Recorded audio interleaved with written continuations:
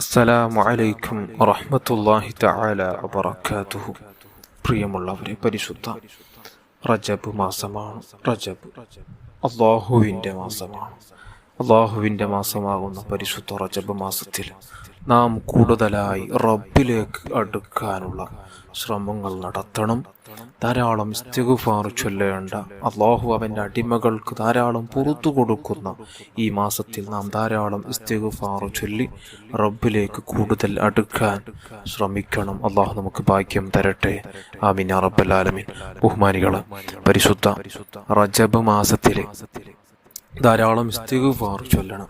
എങ്കിൽ അക്കൂട്ടത്തിൽ മഹാന്മാർ നമുക്ക് പഠിപ്പിക്കുകയാണ്, പരിശുദ്ധ റജബിലെ ഓരോ പത്തിലും, ആദ്യത്തെ പത്തും അതേപോലെ തന്നെ മധ്യത്തെ പത്തിലും അവസാനത്തെ പത്തിലും ആദ്യത്തെ പത്തിൽ ചൊല്ലേണ്ട അതിപ്രധാനപ്പെട്ട ദിക്റാണ് സുബ്ഹാനൽ ഹയ്യിൽ ഖയ്യൂം.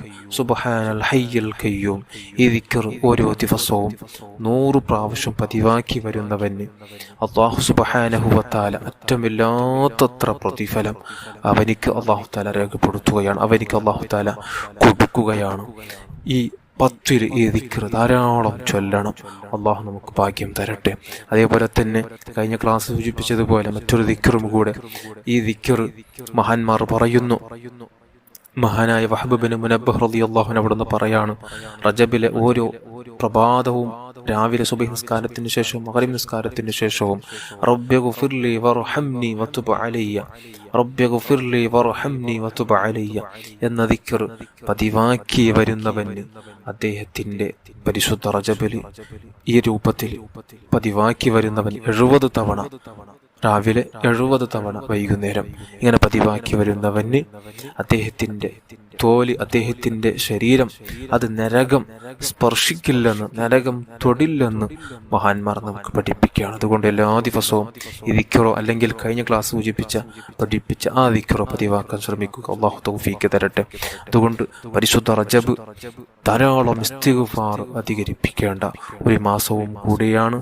അപ്പോൾ ഇസ്തിഗ്ഫാറിന്റെ നേതാവാകുന്ന സയ്യിദുൽ ഇസ്തിഗ്ഫാർ എല്ലാവരും പതിവാക്കാൻ മറക്കരുത്.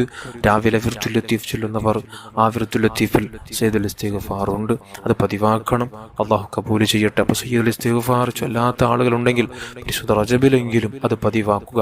രാവിലെ ഒരാൾ 1 തവണ ചൊല്ലിയാൽ, അതേപോലെ തന്നെ വൈകുന്നേരം 1 തവണ ചൊല്ലിയാൽ, മുത്തുനബി സല്ലല്ലാഹു അലൈഹി വസല്ലം തങ്ങൾ അവിടെ നിന്ന് പറയാണ്, മൻ കാലഹ ഹീന യുസ്ബിഹു മൂഖിനൻ ബിഹാ ഫമാത മിൻ യൗമിഹി ദഖലൽ ജന്ന വമൻ കാലഹ യുംസി ഹീന യുംസി മൂഖിനൻ ബിഹാ ഫമാത മിൻ ലൈലതിഹി ദഖലൽ ജന്ന.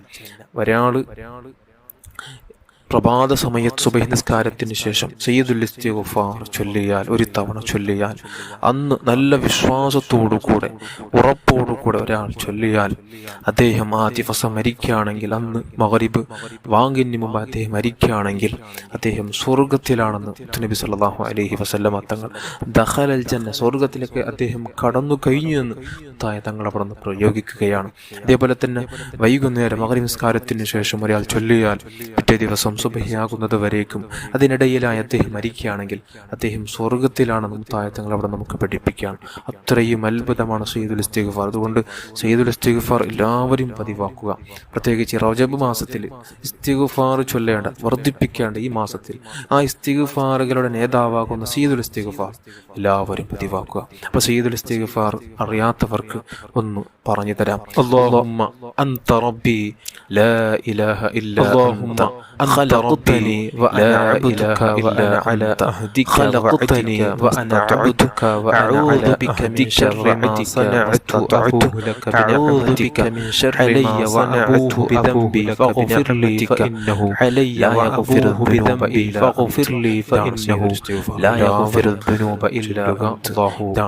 എല്ലാവരെയും ലോക വിജയികളാഹുത്തിൽ എല്ലാവരെയും 2 ലോക വിജയികളൊക്കെ ദ്വാകൊണ്ടിൽപ്പിച്ച ഒരുപാട് ആളുകളുണ്ട്. എല്ലാവരും ആലമീൻ മജ്ലിസ് ദ്വാകൊണ്ടിൽപ്പിച്ച ഒരുപാട് ആളുകളുണ്ട്. എല്ലാവരും ചെയ്യാറുണ്ട്, നിങ്ങളും ചെയ്യാറുണ്ട്.